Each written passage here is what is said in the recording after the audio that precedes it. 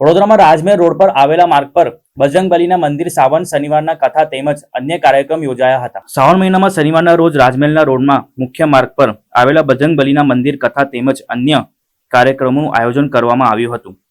આયોજનના તેમજ મોટી સંખ્યામાં ભાવિ ભક્તો જોડાયા હતા અને કથા સાંભળીને પ્રભુને પ્રાર્થના કરી હતી તેમજ ફરીથી વડોદરા શહેરમાં પૂરની પરિસ્થિતિ ના થાય તેવી પ્રભુને પ્રાર્થના કરવામાં આવી હતી।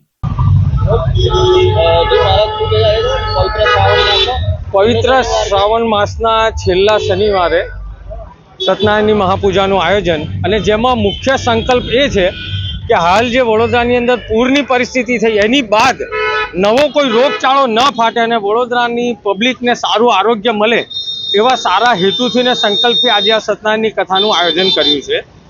અને મુખ્ય હેતુ એ જ છે કે વડોદરાની પ્રજા સુખ શાંતિ અને સમૃદ્ધિમાં આગળ વધે, હેતુ એ જ છે।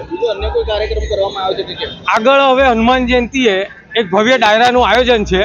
હનુમાનજી મંદિર દ્વારા પ્રેરિત નંદીવાસ ગૌશાળા વાઘોડિયા ખાતે કાર્યરત છે અને એ ગૌશાળાના ગૌમાતાના સારા સમૃદ્ધિ માટે, ગૌશાળાના ઉત્કર્ષ માટે એક ભવ્ય ડાયરાનું આયોજન હનુમાન જયંતિના દિવસે થશે। આ મંદિર કેટલું જૂનું છે અને કઈ જગ્યાએ આવેલું છે?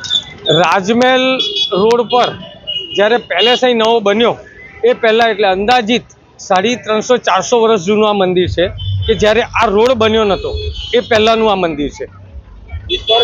વિસ્તાર રાજમહેલ રોડ જ છે આપણો।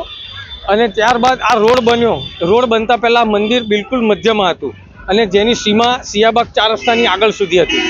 આ બધો વિસ્તાર પછી ડેવલપ થયો જ્યારે પેલેસ નજરબાગ પેલેસમાં હતું, મહારાજા સાહેબ ત્યાં વિરાજમાન રહેતા હતા।